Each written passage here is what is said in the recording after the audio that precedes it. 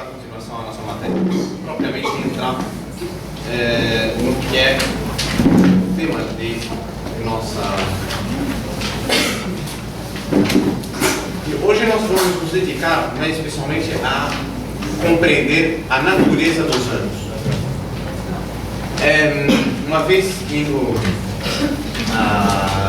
nadar aí no mar com um conjunto de arautos, tinha alguns que não nadavam muito bem, ficavam os mais próximos onde ainda dava pé, e estes outros que nadavam como peixes se meteram no meio das ondas e atravessaram as ondas e foram lá para o alto.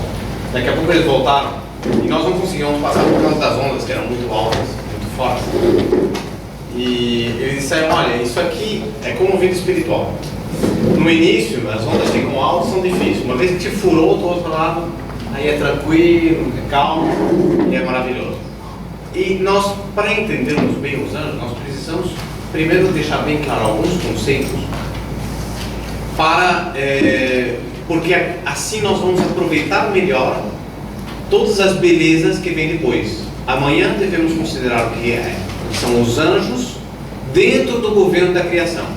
Nós vamos ver como é que os anjos servem a Deus no governo da criação, no relacionamento com a criação. No terceiro dia nós vamos ver como é que se relacionam com os homens, com cada um de nós. Naturalmente, à medida que vai passando, vamos encontrando belezas cada vez maiores, temas cada vez mais interessantes, que nos dizem cada vez mais respeito diretamente. Mas isso nós vamos aproveitar melhor se nós entendemos o fundamento que isso tem na própria natureza. E antes de começar, aproveitando a dona Liliana estava perguntando durante o intervalo, é importante que, como eu disse, nós não vamos sair daqui sabendo tudo. Nós vamos sair daqui, isso sim, com uma grande vontade de saber mais. E muitos de vocês, se interessarem pelo tema, vão procurar livros, bibliografia para aprender mais. E aí, por favor, muito cuidado.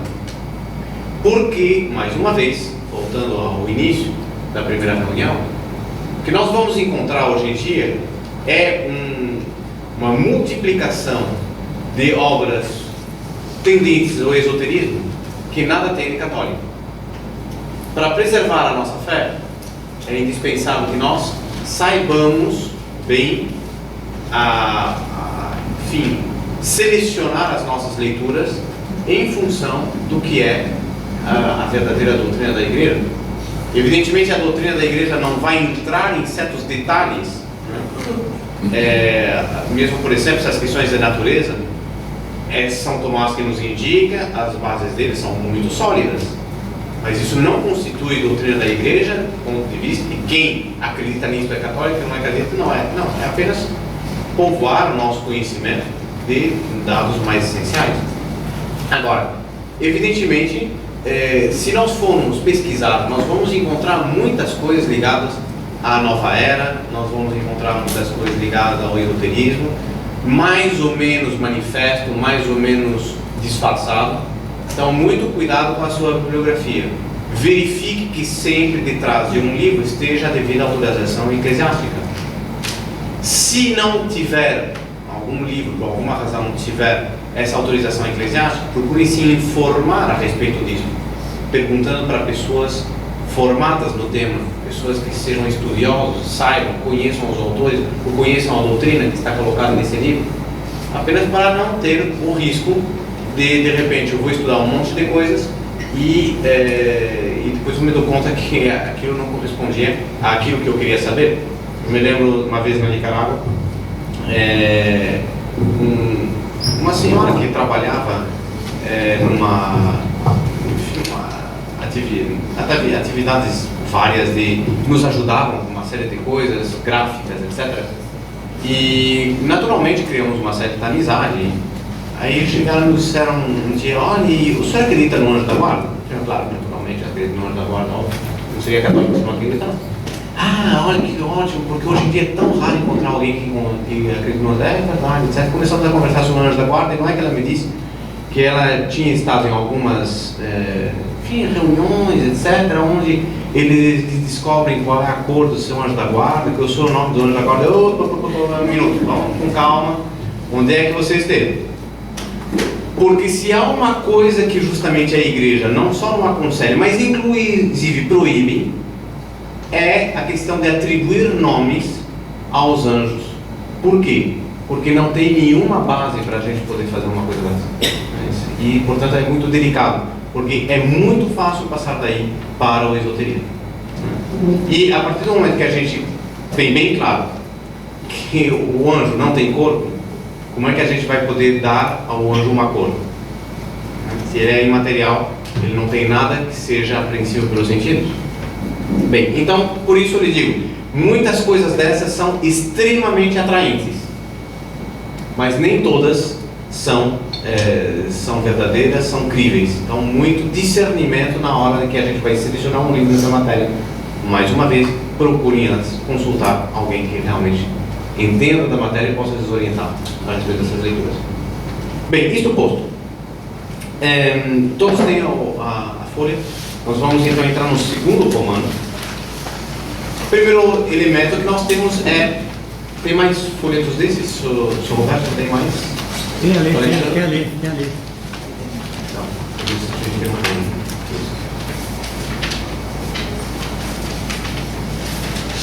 Bem, então o primeiro elemento é: os anjos são criaturas. Os anjos são criaturas. Nós levantamos um pouco esse tema já na primeira reunião, onde nós mostramos que Deus não tinha necessidade nenhuma de criar. Ele cria por puro desígnio de bondade, por puro desígnio de generosidade, associar outros seres à sua própria felicidade. Em retorno, os seres criados voltam-se para Deus, dando glória. Lembre-se do exemplo que nós colocamos, para quem não estava aqui na primeira reunião, a respeito do quadro. Quadro de um lindíssimo quadro, de um grande pintor, colocado o quadro em exposição, todo mundo olhando para o quadro. Que maravilha este quadro! Quem é o autor? Quem compôs esse quadro? Quem foi o gênio que dispôs essas tintas de maneira tão esplêndida nesse quadro? O quadro acaba gerando glória para o autor. Todas as obras, uma casa linda, dá glória para o seu arquiteto. E assim tudo o que os homens fazem, uma bela música, a gente ouve, que música linda. Quem foi? Foi Mozart, por exemplo. Bom, então tá claro. Mas aí a gente se dá conta. Claro, ele é um grande gênio, mas eu não sabia que o seu gênio chegava até lá. Essa música me dá uma maior compreensão de quem era ele. Na minha consideração, Mozart, subiu mais um grau. Tá claro? Então, assim também todos os seres dão glória a Deus. Entretanto, tenho medo de entrar nesse tema. Os homens e os anjos são os únicos a darem a Deus glória extrínseca formal. Vamos com calma. Aqui não vai ter jeito.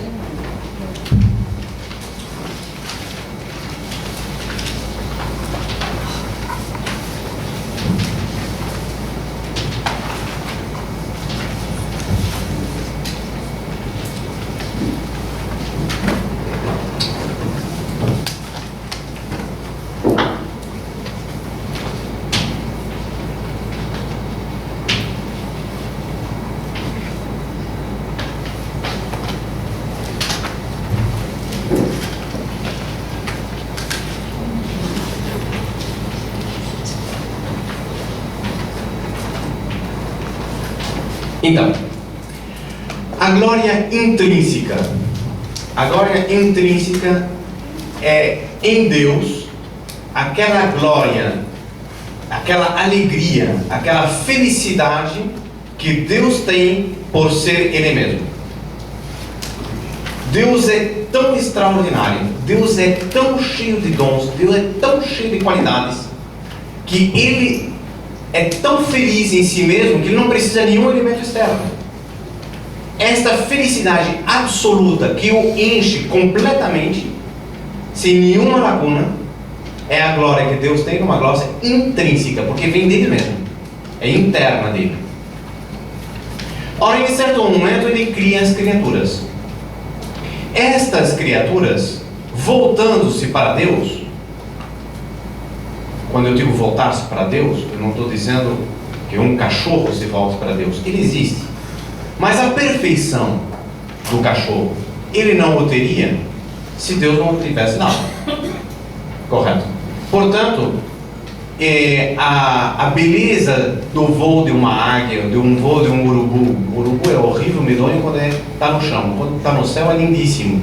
Aquele voo, aquela leveza do urubu assim que vai planeando, a gente não vê nenhum esforço. Às vezes ele fica parado, a gente vê que ele vai subindo, porque ele sabe aproveitar a corrente de ar quente e vai subindo.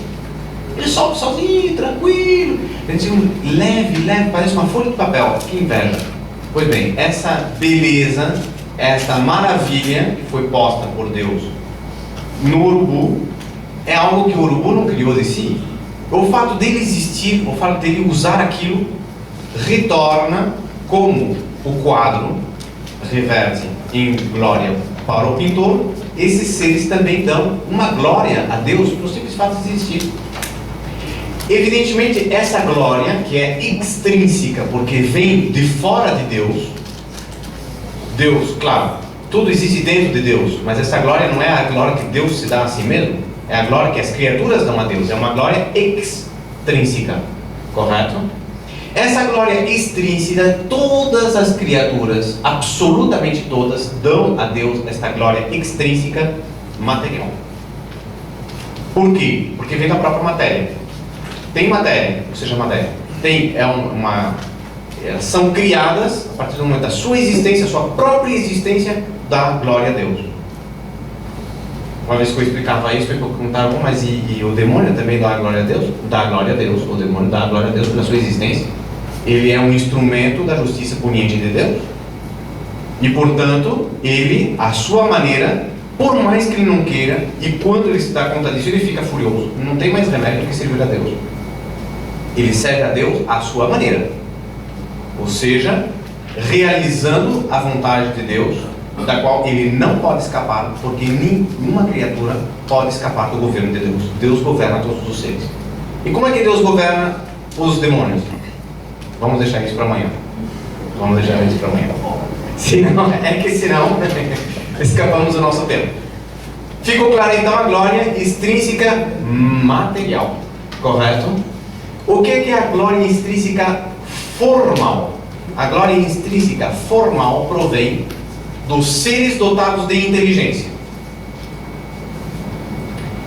E aí sim entra uma distinção entre a glória que qualquer um de nós pode dar a Deus e a glória que o demônio dá a Deus. Porque se há uma coisa que o demônio se recusa absolutamente a dar, é glória a Deus formal. Deus não reconhece a Deus como o seu Criador, seu Deus, Redentor, nada. O demônio odeia. Se ele pudesse, acabava com Deus, destruía Deus. Ele não pode, mas ele queria chegar até lá. Esse é o seu ódio. Daí, segundo o Gênesis, ao capítulo 3, proto-evangelho, vai ser estabelecido este ódio fundamental entre a serpente e a mulher, os descendentes da serpente e os descendentes da mulher. Este ódio que move o demônio contra Deus vai ser espelhado na terra entre o ódio do mal contra o bem. Daí vem toda a luta. E esta glória extrínseca formal é, portanto, a glória que os seres inteligentes de livre e espontânea vontade dão a Deus. De livre e espontânea vontade, inclusive no céu, porque no céu os anjos dão livremente glória a Deus. Eles dão, evidentemente, uma glória muito mais completa, porque veem a Deus muito mais completamente, amam, portanto, a Deus na proporção do seu conhecimento, e daí, então, também, uma clareza muito maior daquilo que eles estão amando, um amor muito mais elevado.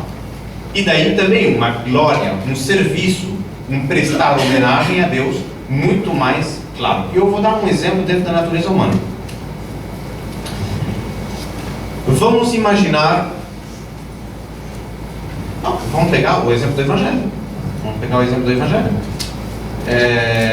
Simão, eu tenho uma coisa a te perguntar, uma coisa a te dizer. Fala, mestre, responde o fariseu. Um homem tinha dois devedores, dois credores, aliás, ele tinha emprestado para duas pessoas. Um lhe devia 1.000 moedas de prata e o outro devia 100 moedinhas. Como não tivesse com o que pagar, o homem perdoou os dois. Qual o amará mais? Neste trecho do Evangelho, nosso Senhor Jesus Cristo está querendo mostrar a importância do perdão, a importância da misericórdia, enquanto aquele que foi muito perdoado se volta para Deus com maior gratidão. Esse é o ponto que nosso Senhor Jesus Cristo quer demonstrar. Mas isso pode ser utilizado por nós agora num outro sentido. Esses dois homens tinham capacidade análoga de amar, mas um, compreendendo melhor a bondade de Deus, ou a bondade deste homem que ele perdoou, lhe devota uma gratidão maior. A glória extrínseca formal é maior. Ou seja, ele provém de um ato da vontade, de entrega, de desejo de glorificar mais. E o característico desta glória extrínseca formal é a inteligência, o intelecto. Essa capacidade de conhecer vai fazer com que a glória que eu dou seja muitíssimo mais alta. O que é que uma mãe... Vou fazer uma pergunta absurda. Absurda. Mas é bem para sentirem a diferença. Uma mãe tem um filho e um cachorro. O que ela vai preferir? O agrado do filho ou o agrado do cachorro? Não precisa nem responder. Mas por que isso? Por que isso? Por que isso? Justamente, entre outras razões, por causa desta característica que no amor do filho não entra apenas um conhecimento que ali tem um ser mais ou menos que me dá de comer todo dia. Não, muito mais do que isso, é uma relação pessoal, mas acima dessa relação pessoal há um conhecimento, e esse conhecimento enriquece o amor. Enriquecendo o amor, enriquece o valor da glorificação. Estamos claros? Muito bem. Então, os anjos e os homens são, de toda a hierarquia dos seres, os únicos que dão a Deus a glória extrínseca formal. Ora, evidentemente, os anjos conhecem a Deus muito mais do que os homens, muito mais perfeitamente, o amam mais perfeitamente. E é nesse sentido que eles dão a Deus uma glória mais perfeita. Por causa disso, eles também são nossos modelos, nossos regentes e nossos protetores. O que quer dizer isso? Nossos modelos, olhando para eles, conhecendo-os, temos uma ideia mais clara e mais perfeita qual é o rumo que eu devo seguir. Vamos ir para a época das grandes navegações. E eu tenho um carregamento, estou levando de Portugal, carregamento de especiarias, vamos supor. Eu tenho que levar para algum canto. E você está indo aonde? Não sei, seguindo o vento me leva, a algum lugar eu vou parar. E lá eu vou ver o que eu vendo. Essa é uma maneira certa de fazer comércio? Ou então eu vou antes fazer um mapa, vou procurar saber onde é que outros comerciantes foram e deu certo, onde é que eles venderam melhor, qual foi o preço que eles venderam, quais foram as pessoas com as quais eles falaram e sobretudo qual foi o trajeto que eles fizeram. Em função disso, eu vou fazer o meu próprio plano, mas este plano vai estar baseado em modelos. Eu vou utilizar outros que deram certo e vou tentar pautear o meu agir no agir deles. Para que reinventar a roda? Correto? Então, assim também, já que os anjos dão a Deus uma glória mais perfeita, eu vou procurar, conhecendo os anjos, conhecer o melhor modo de amar a Deus, o melhor modo de servir a Deus. Bem, e aí eu vou adquirir também, eu mesmo vou conseguir ser mais perfeito. Ora, não é justamente essa a nossa finalidade nessa terra? Alcançar a máxima perfeição? Para estar mais semelhante a Deus? Para encontrarmos depois no céu muito mais alto? É natural. Eles são nossos regentes. Em que sentido é o nosso regente? O que é um regente? Regente não é propriamente aquele que governa. Regente é aquele que procura como que educar, mas educa com autoridade. Um dos grandes problemas que tem a educação moderna é se chama dicotomia, ou seja, a separação que existe entre família e escola. Porque na família procura-se transmitir aos filhos determinados valores, determinados sentidos, determinados modos de ver a vida, determinados rumos. Chega a criança na escola e encontra exata e precisamente o contrário, muitas vezes. Não quero dizer que sempre. Muito pelo contrário, existem excelentes escolas, graças a Deus.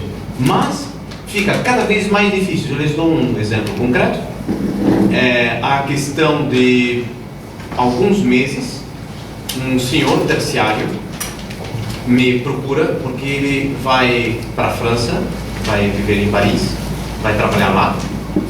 O grande drama dele, ele tem um filho de 4 anos, 5 anos, e ele não sabe onde colocar seu filho, e queria uma orientação de alguém que é de lá, que seja de lá, que possa lhe dizer como é que está. Já há muitos anos eu não estou mais lá, não faço ideia como são as coisas lá agora, seria me informar localmente. Consultei gente da família, pessoas que eu tenho certeza que são de boa orientação, que vão poder dar uma orientação justamente na linha daquilo que eles desejam para o seu filho, que é a educação católica, uma educação de nível acadêmico alto e ao mesmo tempo de valores católicos, cristãos, etc. Resposta: não tem nada mais difícil do que encontrar o que você quer. Tem um pouquinho disto aqui, tem um pouquinho disto lá, mas infelizmente próximo de lá é muito difícil.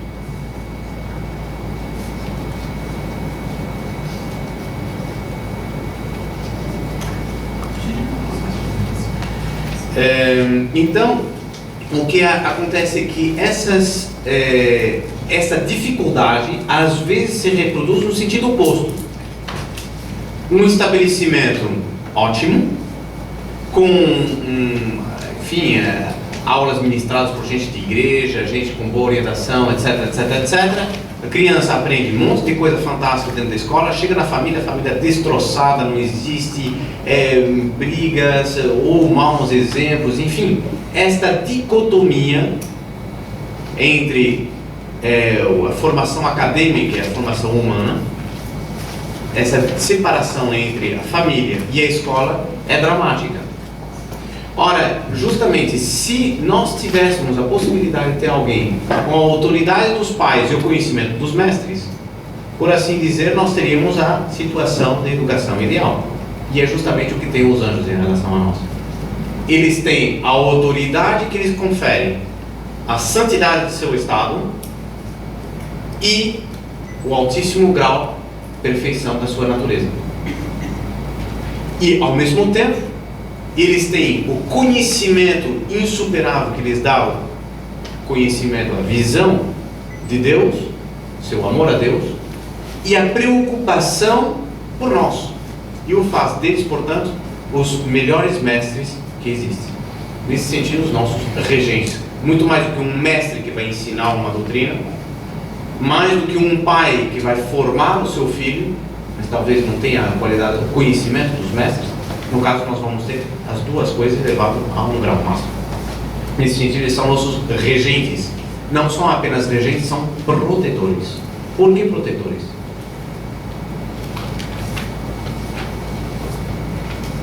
Uma pergunta que fiz inúmeras vezes, em inúmeros ambientes, com públicos de todas as idades, às vezes para crianças as mais de mais ínfima idade, mais tenra idade. Uma pergunta que a gente faz, sempre é respondida pela afirmativa, é se alguém alguma vez sofreu. Todo mundo sofre. Ninguém escapa ao sofrimento. Não importa a idade, não importa condições de vida, não importa o dinheiro que a gente tenha no banco, não importa a quantidade de carros que a gente tenha na garagem, não importa a quantidade de coisas que a gente tenha acumulado nesta vida, todos nós sofremos. Sofremos muitas vezes e muito. Pois bem, nesses sofrimentos, alguns sofrimentos são parte da natureza, daquilo que Deus permite, outros são inclusive infligidos pelos demônios com permissão de Deus, são as tentações. Quantas vezes a gente faz o propósito, analisando a consciência, vendo o que tem de certo, o que tem de errado, etc, me dou conta, olha, realmente eu falhei aqui, falhei lá, procurei ser uma pessoa boa, mas, de novo, então eu vou lá e me confesso. Ajoelho no confessionário, Pai, perdoa-me porque pequei, recebe a absolução, sai, agora, vida nova. O passado já foi, agora acabou essa história. Dia seguinte a gente olha para trás, puxa, não é que de novo cair na mesma história? Não é possível, como é que isso aconteceu? Pessoas às vezes que se confessam com regularidade e acabam confessando sempre as mesmas coisas. Mas por quê? Porque somos fracos assim de simples. Somos fracos. Somos fracos, a nossa natureza é muito débil, nós temos tendências ruins dentro de nós, às vezes mal combatidas, e ainda em cima de tudo vem o chifrudo a querer nos arrastar. E quantas vezes? E muitas vezes consegue, não é? Pois então, essa luta que nós enfrentamos contra os três elementos, tríplice concupiscência, da qual fala São Paulo, que é a nossa carne, que são todos aqueles elementos que de dentro de nós nos movem contra a vontade de Deus. Portanto, não se trata apenas de impureza, se trata de tudo aquilo que nos leva a afastarmos das leis de Deus e surge de dentro de nós. Isso para São Paulo, a carne. Nós temos um mundo que é exatamente o contrário, são todos os elementos externos a nós que nos levam ao pecado. Todas as ocasiões das quais o demônio se serve para atraí-los e levar-nos ao mal. Um mau conselho, uma pessoa, uma má circunstância, má leitura, que seja. Elementos externos. E o terceiro elemento, que é o mais poderoso, por assim dizer, que é o próprio demônio. Que esse não descansa, não dorme, não está tranquilo, até que nos tenha arrastado para o inferno. Pois, se a nossa luta é contra um ser tão poderoso, a luta não seria justa se do nosso lado não houvesse uma proteção igual ou maior. Claro que nós temos Deus. Contra Deus, ninguém pode. Deus nos dá a graça. Mas Deus não se contenta em dar-nos só a graça. Deus não se contenta em dar-nos só a igreja. Quando eu digo só, não é pouca coisa, francamente. Não nos dá só os sacramentos. Não nos dá só o próprio corpo, sangue, alma e divindade dele na presença da Eucaristia. Quando eu digo só, realmente, não nos dá só tudo isso. Ele ainda quer colocar do lado de cada um de nós um anjo cuja missão única e exclusiva ao longo de toda a história da criação será cuidar de nós, desde a hora da nossa concepção até a hora de entregarmos o último suspiro. Só até aí? Não, ainda tem mais. É isso que deixamos para o terceiro livro. Diga. E se Deus colocou um anjo para aquela pessoa e aquela pessoa foi para o inferno, digamos, será que o anjo fica triste por ter cumprido a missão dele ou existe alguma coisa assim? No terceiro dia, só me pergunta, pode ser?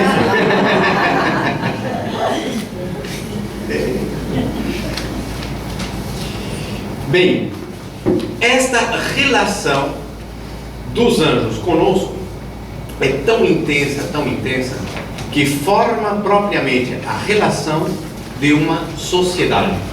E esta é a base daquilo que vai ser as nossas considerações de amanhã. Portanto, fica apenas enunciado o tema. Nós amanhã entramos mais em detalhes sobre isso. Mas tem uma consequência que é muito bonita, é que, em vista deste profundo conhecimento que os anjos têm, dessa altura,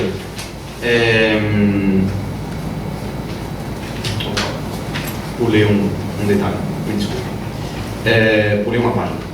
Nós vamos então nos ater à definição do que diz o Catecismo da Igreja Católica, no seu número,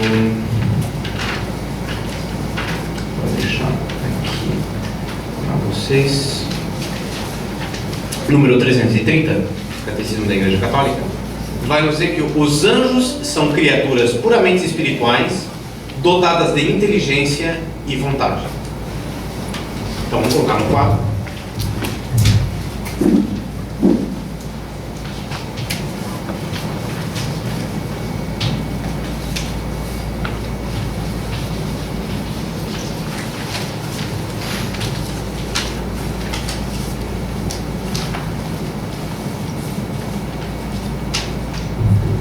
Então nós vimos que são criaturas. Nós até aqui já chegamos. Nós vamos agora ver que são puramente espirituais.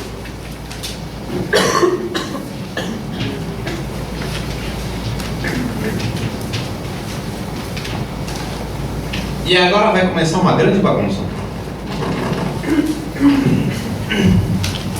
Grande bagunça porque, segundo toda a teologia, até o século XII, que é quando São Tomás vai se ater a essa matéria e vai realmente pegar o touro pelos chifres, não é um touro pequeno não, vocês vão ver.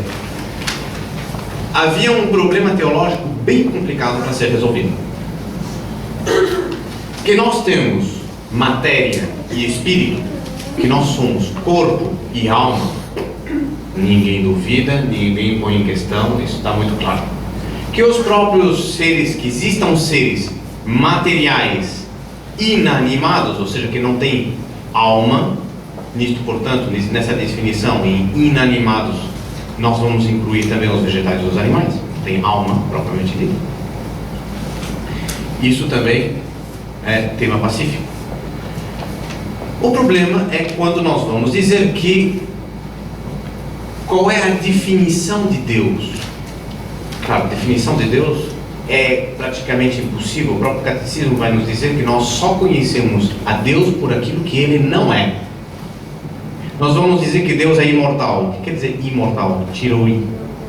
A gente diz que é mortal e a gente nega. Então a gente o conhece por aquilo que Ele não é. A gente sabe que Ele não é mortal. Quando a gente diz que Ele é infinito, nós estamos pegando o conceito de finitude e negamos. Portanto, se vamos ver realmente o que nós conhecemos de Deus, é simplesmente analisar o que nós temos em torno de nós, e cada uma dessas coisas praticamente nós vamos negar. Está claro o princípio? Então nós conhecemos muito mais a Deus por aquilo que Ele não é, do que por aquilo que Ele é. A gente simplesmente vai dizer que Ele transcende tudo aquilo que nós sabemos. Por favor.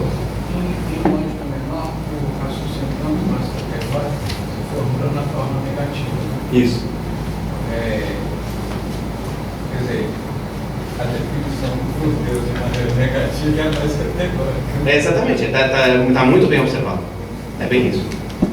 É bem isso. Então, o problema está que se nós dizemos, tá bom, como é que a gente vai tentar, enfim, a melhor definição de Deus, como é que a gente vai definir a natureza dele? Deus é espírito. Deus é puro espírito. Puro espírito. O que quer dizer puro espírito? Um espírito que não tem matéria. Ele não tem nada de matéria. Ele é puro espírito. Muito bem. Então tá bom. Então Deus, puro espírito. Isso eu entendi. E o anjo? Problema. Se eu digo que o anjo é puro espírito, então quer dizer que ele é Deus. Eu acabo de dar a definição de que Deus é puro espírito. Então se eu digo que o anjo é puro espírito, o anjo é Deus. Virei politeísta, sem saber. Então, claro, o anjo não é puro espírito. ele vai ter um composto de matéria, mas ele é espiritual? Não. Então, chega São Boaventura e vai dizer, não. É que o anjo, ele não tem propriamente um corpo, mas é uma mistura, assim como nós somos um composto de corpo e alma, o anjo é um composto de espírito e de matéria espiritual. Matéria espiritual, um contrassenso. É uma contradição nos próprios termos. Qual é a definição da espiritualidade? Ausência de matéria. Então, como é que eu vou poder afirmar que o anjo tem matéria e eu defino que ele é espírito? E aí todo mundo quebrava as pernas. Ninguém conseguia dar realmente uma solução para isso. São Tomás, ele vai afirmar, dizer que não, o anjo é puro espírito mesmo. E vai defender esse princípio de modo muito arriscado, sobretudo na época, a tal ponto que, talvez você não soubesse, mas São Tomás quase foi excomungado pelo bispo de Paris como averroísta, ou seja, politeísta. Não é bem a mesma coisa, mas enfim. A ideia, o pensamento que tinha por detrás era este: se defendesse a pura espiritualidade dos anjos, no fundo estavam eliminando a diferença que existia entre Deus e os anjos. Então, se o anjo, ele... como é que a gente pode fazer? Tem um outro problema metafísico muito difícil de ser resolvido. Na metafísica grega, sobretudo aristotélica, nós vamos encontrar uma tese que se chama de ilemorfismo. Não vou entrar em detalhes, eu apenas vou mencionar o tema. Aqueles que se interessem por conhecer mais, estejam à vontade.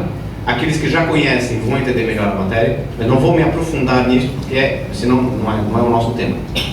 Mas o ilemorfismo, ele defende que todo ser real, todo ser, enfim, nós encontramos, é composto de matéria e forma. A forma é o que dá o sentido do objeto. Então, isto é um relógio. Aquilo por onde ele é um relógio é a sua forma. E depois tem a matéria, se é de couro, se é de plástico, se é de metal, o que seja. Quando eu olho para uma cadeira e eu pergunto o que é uma cadeira, estou perguntando pela sua essência, estou perguntando por aquilo que a constitui. Alguém dirá, bem, é um respaldar com um assento e 4 patas. Então eu pergunto, bom, e se tiver só 3, então deixa de ser cadeira? Correto? E se tiver só 2, ainda é cadeira? E se tiver só uma, ainda é cadeira? E se não tiver mais nenhuma? Ah, não, aí já não é cadeira. Então tem 1, 2, 3 ou 4 patas? Não, tem simplesmente um apoio. É um apoio, uma base e um respaldar, aí cadeira. Bom, e se eu tiro o respaldar? Ah, não, aí vira banquinho. Tá bom, e se eu coloco apoio-braço? Vira poltrona. Tá bom, então eu me dou conta que existem na cadeira alguns elementos que são constitutivos da sua essência. São alguns elementos mais essenciais que eu posso colocar numa frase, e é isso que eu vou encontrar no dicionário. Quando eu vou no dicionário, eu vou encontrar a definição daquele ser. Aquela definição não é uma coisa concreta. Eu não vou, portanto, dizer que esta é uma cadeira que ela já não é. As duas são cadeiras. Puxa, mas uma é branca, a outra é azul, não interessa a cor. Mas uma é de plástico, a outra é de metal, não interessa a matéria, a constituição. Interessa a finalidade, o que a define.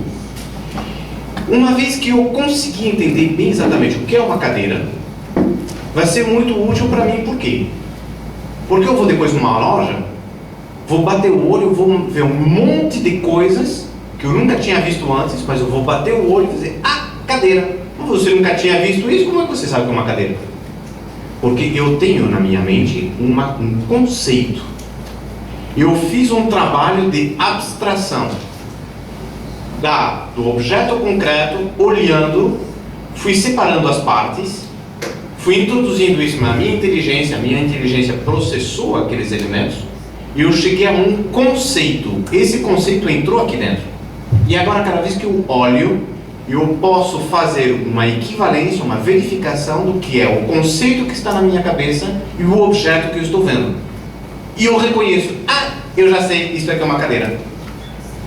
Correto? Tá claro o modo do raciocínio, né? Então, este processo que é feito pela abstração me permite conhecer os seres por semelhança. Estes conceitos, por assim dizer, são a forma.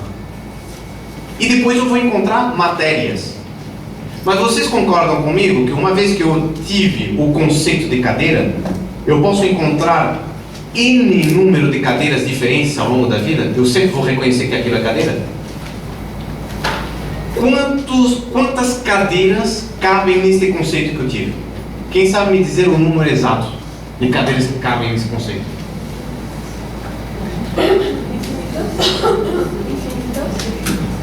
Correto. Infinitas. Infinitas cadeiras. Então nós chegamos a uma conclusão metafísica muito importante. A forma sem matéria é infinita. Correto? E temos mais um problema para os anjos. Concordo que os anjos não têm matéria? Logo são infinitos. Dificuldade. Então, vocês veem que o dilema teológico no qual se encontra, o metafísico, no qual se encontra São Tomás, não é fácil. E ele vai ter que resolver essa questão. E como é que como é que São Tomás vai resolver esse tema? São Tomás vai dizer que, na realidade, o que realmente caracteriza a diferença essencial, a diferença profunda entre Deus e os seres criados, é que Deus é absolutamente simples e as criaturas são compostas. Então, vamos ver isso aqui. Deus não tem... O que é um ser simples? Um ser que não admite divisão. Eu não posso separar uma coisa da outra. Se um ser é absolutamente simples, como por exemplo a unidade.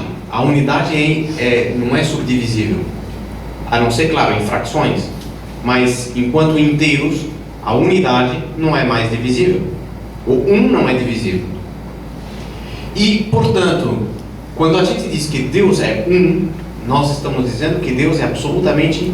Quando a gente diz que Deus é simples, a gente diz que Deus não é divisível. Não podemos separar, por exemplo, a infinitude das suas virtudes, da sua existência, da sua essência, da sua felicidade. Ele é tudo, ele simplesmente é. E por isso que quando Moisés, no alto do monte, pergunta a Deus: que nome eu vou dar quando eu me apresentar diante do faraó? Eu vou dizer: quem me mandou para cá? Eu vou dizer o quê? Como é que ele se chama? Qual é o seu nome?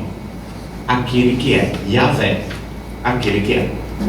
Esta é a mais perfeita definição que nós temos de Deus. Aquele que é. Por isso ele é absolutamente simples. Para então defender que os anjos possam ser espirituais, puramente espirituais, sem nenhum tipo de matéria, e que eles não são Deus, basta encontrar neles alguma forma de composição. Nós somos compostos, por exemplo, de corpo e alma. Os anjos são compostos do quê? E São Tomás vai resolver o problema dizendo que, na realidade, são o que realmente a diferença que existe entre o ato e a potência. Ato e potência, o que é? O ato é aquilo que eu sou, potência é aquilo que eu posso ser. Então, por exemplo, eu sou padre. Sou padre, portanto, padre em ato. Fui ordenado, sou padre. Tá bem. Eu sou astronauta? Não sou. Astronauta não sei. Não sou, nunca saí da Terra. Só um voo de avião, mais nada. Isso, portanto, não me caracteriza como astronauta. Mas eu sou sim um astronauta em potência. Se eu deixasse tudo e me metesse a estudar, de repente algum dia eu pisava na Lua. Bem, portanto, eu eventualmente tenho esta potencialidade dentro de mim de vir a ser um astronauta. Mas assim como eu sou um astronauta em potência, eu sou não sei, eu posso... Qualquer um de nós pode ser músico, alguns serão em ato, outros serão em potência. Se alguém aqui toca algum instrumento, é músico em ato. Os demais todos somos músicos de potência. Bastava começar a pegar um instrumento começar a estudar, que nós realmente começaríamos a colocar em ato o que nós tínhamos em potência. Então a potência é uma capacidade de vir a ser. O ato é aquilo que eu sou. Está bem clara a diferença? Ora, acontece que justamente no anjo nós vamos encontrar uma forma de potência que em Deus, vejamos, a potência, vamos ver bem, a potência no fundo é uma qualidade que eu não tenho, correto? Se a explicação anterior ficou bem clara, nós entendemos isso. A potência é uma qualidade que eu poderia ter, mas não tenho. A pergunta é: Deus tem potências? Não pode ter potências, porque como Deus é perfeito, toda e qualquer qualidade que Ele tem absolutamente em grau máximo. É por isso que Deus é simples, porque Ele só tem ato e nós somos compostos porque temos ato. É isso mesmo, correto. Ou seja, no fundo, Deus é ato puro. Os demais seres são compostos de ato e potência. Ah, mas e no anjo? Nós vimos que o anjo é forma pura, não tem matéria. Nesse sentido, é infinito.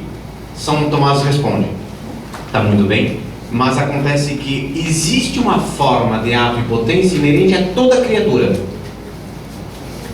E esta é a diferença entre essência e existência. Bingo! Novidade dentro da igreja. Nunca jamais ninguém tinha dito isso. Ninguém tinha chegado a conseguir explicitar essa diferença. Ninguém tinha chegado tão longe. E é por isso, é por esta definição, distinção entre essência e existência, que São Tomás vai se tornar o doutor angélico.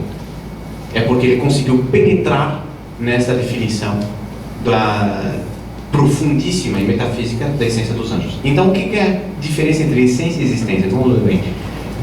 A essência é aquilo que eu sou. Bem, o anjo, portanto. O anjo, ele tem um ser. Este ser, forma pura, é infinito quanto ao conceito, infinito quanto à sua essência. Sim, mas em determinado momento ele não existia. Antes de ser criado, ele não existia. Em determinado momento Deus o criou. A partir do momento que ele ficou criado, ficou delimitado pela sua existência. A existência delimitou a sua essência. Estou conseguindo ser claro? Ou é muito, querem algum exemplo? Querem... Hã? É bom um exemplo. Então vamos voltar ao exemplo da cadeira. Eu estou projetando uma cadeira anatômica. Ou seja, uma cadeira onde a pessoa se amolde mais à fisiologia humana, então a configuração humana. Porque se eu fizer com 2 tábuas, vai doer depois de um tempo. Então eu vou tentar idealizar uma cadeira anatômica. Quantas cadeiras anatômicas existem no meu conceito de cadeira anatômica? A rigor, infinitas. Quando tem qualquer tipo de cor, qualquer tipo de formato, qualquer tipo de altura, tamanho. Tá bem. Então eu vou... Esse conceito de cadeira anatômica é a essência do ser que eu quero idealizar. A essência. Então eu vou consultar especialista, vou consultar um psicólogo, eu vou consultar um médico, eu vou consultar alguns estudantes também, crianças em sala de classe. O que você gostaria, assim, tivesse uma cadeira, como é que você gostaria? Ah, uma cadeira fantástica na qual, sentado na cadeira, não precisava mais estudar. Né? Então eu vou começar a fazer uma pesquisa, saber quais são aquelas que seria o conceito de cadeira ideal. Ao estudar, eu já vou fazendo uma distinção. Porque eu tinha ideia de com uma cadeira boa, assim, que eu gosto muito dessa cor, fazer uma cor assim, bem vermelha. Eu vou falar com um psicólogo, ele vai me dizer, olha, você coloca cadeiras vermelhas numa sala de crianças, daqui a pouco estão todos se matando. Porque o vermelho excita, o verde acalma. Por isso que a maioria dos escritórios hoje em dia costumam colocar ou plantas ou desenhos verdes, etc., para descansar a pessoa enquanto ela está trabalhando. Portanto, a minha ideia de fazer uma cadeira vermelha, não, infelizmente não vai dar. Descartei, já não é mais infinito. Meu conceito de ser da cadeira anatômica deixou de ser infinito. Por quê? Porque eu excluí desta possibilidade todas as formas eventuais de cadeiras que seriam utilizadas a cor vermelha. Comecei a excluir. Tirei o vermelho porque é pouco psicológico. Vou tirar o azul porque a tinta azul é muito cara. Vou tirar o preto porque deprime. Vou tirar o amarelo porque é muito chibante. Resultado, vou tirar um monte de coisa. Vou tirar um monte de coisa e é para falar da cor, hein? Porque também o metal é frio, não convém. Ou a madeira estraga com a umidade. O plástico é fraco. Então, eu vou começando a tirar do meu conceito infinito, vou começar a tirar parcelas. Tirando parcelas, eu estou delimitando. Bem, vamos abreviar a história, senão não terminamos nunca. Um dia, a minha super mega cadeira eletrônica, biônica e anatômica sai da fábrica. A partir do momento que ela saiu da fábrica, quantas cadeiras são? Uma. Delimitei completamente o meu ser. O meu ser ficou delimitado. A minha essência, que era infinita, pela existência, ficou delimitada. É aquele ser, não é outro. Deu para entender? Tá mais claro? Pronto? Tá vendo? Não é tão difícil. Bem, então, a definição metafísica que São Tomás vai apresentar da diferença dos anjos com Deus é simplesmente definindo a Deus como sendo aquele cuja essência e existência coincidem absolutamente.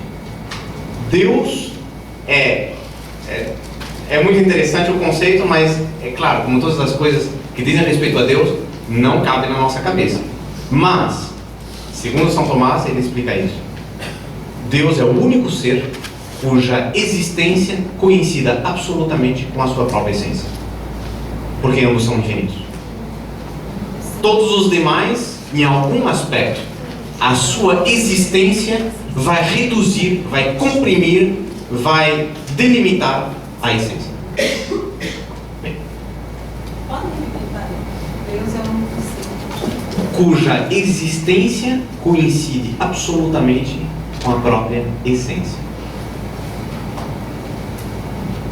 Bem, e assim é que São Tomás consegue escapar da excomunhão e afirma a total imaterialidade dos anjos. Os anjos são absolutamente imateriais. Padre, Diga. essência é aquilo que eu sou, e existência é... Não, a existência ou seja, não é exatamente aquilo que eu sou. Eu sou um composto de essência e existência. A minha essência diz respeito àquilo que eu, se quiser, eu poderia usar assim, aquilo que eu sou e aquilo que eu estou, por assim dizer. Ou seja, a existência, a minha essência é o que são os elementos essenciais da minha natureza. A existência é aquilo que esta essência se tornou fulano de tal. A minha essência, eu sou homem. A minha existência, para me olhar para servir.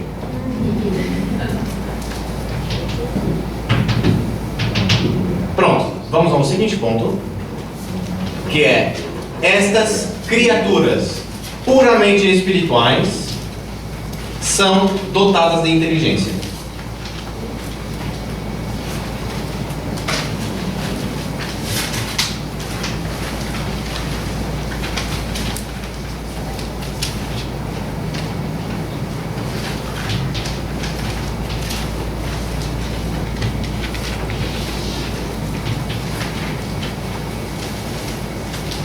Então, continuamos essa definição do catecismo, não é?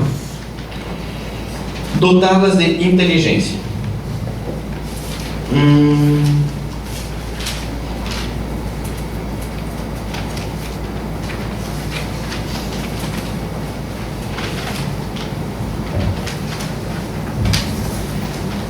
Eu estou na dúvida se continuamos ou paramos, porque eu acho que aqui nós já vamos começar a entrar no próximo tema. Acho que seria... Vamos ver uma coisa. Existe, sobre a parte que veio até agora, existe alguma pergunta, alguma dúvida, alguma coisa que vocês gostariam de conhecer melhor, para deixarmos a parte anterior bem fechada? Ou começamos já a introduzir a próxima parte do tema? Diga. Pode sobre a definição dos foram criados antes dos homens ou depois Deus criou a necessidade de criá-los? Bem, este é um tema no qual eu não pretendia entrar. Levantada a pergunta, acho que é inteiramente procedente. Senhora Francisca. A senhora Francisca pergunta se a criação dos anjos precedeu ou se deu depois, concomitante, à criação dos homens. É um tema que São Tomás vai analisar, sobretudo, e aí sim à luz de Santo Agostinho, porque nós, no relato do Gênesis, e portanto nos dois relatos, tem dois, da criação, nós não encontramos em nenhum momento a criação dos anjos. Isto foi inclusive aproveitado por alguns raros elementos, mas tentou ser aproveitado para defender que os anjos não existiam. Não estão na criação, pois então, se todo ser é criado por Deus, os anjos não foram criados por Deus, então os anjos não existem. Sim. Acontece que as próprias Escrituras, se nós acreditamos nas Escrituras, devemos acreditar no todo das Escrituras, não apenas numa parte. E, portanto, se as Escrituras nos falam tanto sobre os anjos quanto nós vimos na primeira reunião, então isto nos impede absolutamente de riscar os anjos do mapa. Quem vai estudar esse tema, sobretudo Santo Agostinho, que vai demonstrar por que é, na opinião dele, que Deus não quis deixar claro na revelação primeira, no Pentateuco, porque é que Deus não quis mostrar claramente a criação dos anjos. E ele vai dizer que os povos primitivos eram tão inclinados para a idolatria, para a idolatria, eu ia dizer o politeísmo, mas é bem exatamente idolatria. Portanto, a adorar as forças cósmicas, adorar o sol, adorar a lua, etc., que já são seres inanimados, seres materiais, portanto, estão dentro da nossa pirâmide, estão na base. Se se demonstrasse a criação dos anjos logo desde o início, seriam seres tão extraordinários que naquele primitivismo inicial, os homens se sentiriam inclinados a adorá-los. E para evitar que os homens caíssem na idolatria e no politeísmo logo desde o início, é que Deus não teria revelado de modo mais claro a criação dos anjos já nos dois primeiros relatos do Pentateuco. Acontece que esse mesmo Santo Agostinho vai dizer, querem uma prova disso? É que apesar deste cuidado de Deus, de igual modo, os pagãos adoravam os astros. E ele vai se perguntar por que os demônios, os pagãos adoravam os astros? Seria um ritual pré-esotérico? Seria algo já diretamente ligado ao satanismo? Diz que não, ele acha que, pelo menos uma grande parte dos povos mais primitivos, eles tinham recebido de Adão, que tinha a ciência infusa, o conhecimento sobre os anjos, e que seres extraordinários cuidavam das várias partes da criação por mandato divino, como nós veremos amanhã.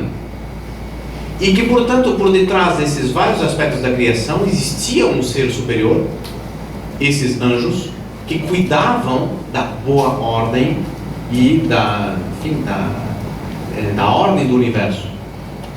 E que eles então por uma falta de compreensão e por um desvio da veneração, não adoração, mas da veneração aos anjos que cuidavam desses astros, foi se deteriorando até chegar à adoração dos próprios astros. E por isso, volto a insistir no cuidado que nós devemos ter em guardar a proporção certa entre todas as coisas, para não alterar completamente a visão que nós temos da ordem do universo. E então, põe-se o problema, entendido tudo isso, quando é que foram criados os anjos? E Santo Agostinho vai responder que está implícito no terceiro dia da criação, se não estou muito enganado, quando Deus separa a luz das trevas. Já antes disso, quando já a criatura material sai das mãos de Deus, São Tomás diz: os anjos têm como missão auxiliar a Deus no governo das coisas. Não tinha sentido existir governadores sem governados, nem existirem governados sem governadores. Portanto, Deus os criou juntamente, e isto muito antes da criação do homem. E o São Tomás, quando ele vai analisar a prova dos anjos e a separação dos anjos dos demônios, que se dá, como nós conversávamos, né? O Sr. Roberto tinha uma pergunta muito interessante, que vai ficar para o terceiro dia também, que é a posição de Nossa Senhora em tudo isso. Claro, Nossa Senhora como a rainha dos anjos, onde ela se encontra. Toda essa questão está justamente no fato de que em determinado momento, quando Deus separa, essa separação se dá porque Deus oferece uma prova aos anjos. Assim como nós estamos em estado de prova, a nossa vida vai determinar o quanto nós de fato amamos a Deus pelo bem que nós fazemos ou o mal que fizemos. Assim também os anjos tiveram provas. Os anjos tiveram um período onde eles tiveram que eleger, que fazer uma eleição, fazer uma separação, uma distinção entre o bem e o mal. Abraçar o bem e rejeitar o mal, ou, no caso dos demônios, abraçar o mal e rejeitar o bem. E, realizada esta prova, definiram-se os campos e receberam seu destino eterno. E é o que São Tomás, nisto nós estamos inteiramente livres de acreditar ou não, é apenas uma explicação que ele dá, mas não é vinculante em relação à nossa fé. Ele associa isto à separação das luzes e das trevas no terceiro dia da criação. E, portanto, os anjos já estavam na visão beatífica, já estavam inteiramente fixados por toda a eternidade no bem ou no mal, muito antes da própria criação dos homens. O homem vai ser criado só no sexto dia. Mas antes, mais um título de superioridade dos anjos para nós. Mas só depois da prova, não é? Porque primeiro a prova, sem dúvida, depois a visão beatífica. Sem dúvida nenhuma. Porque qualquer criatura que contemplasse Deus, ele não teria mais poder nem liberdade de optar. Não tem mais livre-arbítrio. Se evapora o livre-arbítrio, que é a capacidade que o ser, não o homem, o ser, qualquer ser inteligente, dotado da razão, ele tem de escolha entre o bem e o mal. Esta liberdade de escolha do mal se volatiliza imediatamente no contato, na visão de Deus. Porque Deus aparecendo como o sumo bem absoluto e total, eu fico incapaz, o meu ser todo se lança tanto a Ele, que eu sou incapaz de querer o mal e qualquer coisa que se afaste de Deus. Diga, por favor. Essa é a resposta para uma das perguntas que eu tinha, que era a possibilidade de algum anjo que está agora se voltar contra Deus. Então essa possibilidade não existe. Não existe mais. Agora a gente diria, tá bom, mas então não é uma espécie de injustiça, porque os anjos agora estão todos fixados no bem, outros no mal, não teria uma possibilidade? É que eles tiveram essa possibilidade. É a mesma coisa a gente dizer, tá bom, quando a gente morre, então, depois da morte a gente pode escolher ainda? Não pode. Para isso Deus nos dá 20, 30, 40, 50, 100, 120 anos de vida, que seja, né? Ou então Matusalém, 980 anos de vida, fantástico, bom para ele. O fato é que depois disso se fixa o destino eterno. Aí nós escolhemos em função da nossa vida, daí a importância de viver bem, porque a nossa vida vai determinar o nosso destino eterno. E não se trata apenas de uma dupla situação, condenação ou salvação, ir para o inferno ou ir para o céu. Essas duas situações são irremediáveis, mas também é irremediável o grau, a posição na qual eu me encontro em qualquer uma dessas duas situações. Eu posso estar mais fundo ou menos fundo no inferno, que Deus me proteja disso, ou eu posso estar muito mais alto ou muito mais baixo dentro do próprio céu. O que significa estar mais alto ou mais baixo dentro do céu? Aqui nós estamos escapando um pouco do tempo, mas não deixa de ter seu interesse. Quanto melhor tiver sido a minha vida nessa terra, quanto mais perfeita, voltamos ao plano do vitral da primeira reunião, ou seja, quanto mais eu tiver adequado a minha vida ao plano que Deus tinha, Deus me queria naquela posição exata, com aquela forma bem definida, com aquela cor esplêndida, até que ponto eu fui fiel a este desejo, a este plano de Deus. Ao longo da minha vida eu tomei o cuidado de me formar dentro aquele desenho do vidrinho, bem como Deus queria. Eu me encaixei dentro do vitral completo da obra da criação tão perfeitamente quanto Deus queria? Ou temos buraquinhos que deixam passar a luz? Será que a cor com a qual eu tingi a minha alma é exatamente aquela cor perfeita com a qual Deus me queria? E nesse sentido, volto a dizer, cada um de nós é diferente.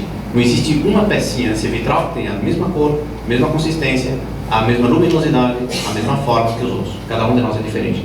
Cada um de nós espelha uma realidade dentro desse quadro. E cada um de nós é chamado, portanto, a coincidir com um plano. E este plano é eterno, este plano da parte de Deus é de toda a eternidade. Ele nos elegeu, ele disse, olha, você vai ser tal coisa. Eu te chamo a tal perfeição. Você vai querer ou não vai querer? Então, assim como nós temos uma vida inteira para eleger, os anjos também tiveram o seu tempo para eleger. Eles elegeram, aceitaram, rejeitaram, terminou o estado de prova, o que para nós seria a morte, para eles não havia morte, são incapazes de morrer. Eles terminou o estado de prova, aí então, os que foram fiéis, naquele mesmo instante, visão beatífica. E a partir do momento que eles tiveram a visão beatífica, incapacidade absoluta de fazer qualquer gesto, qualquer pensamento, qualquer ato, qualquer vontade que se afastasse 1 milímetro sequer da vontade absoluta e perfeita de Deus. E portanto eles cumprem a vontade de Deus com total perfeição. Com mais uma razão, são eles modelos para nós. Está bem claro? Mais alguma pergunta? Então existe hierarquia no céu? Perdão?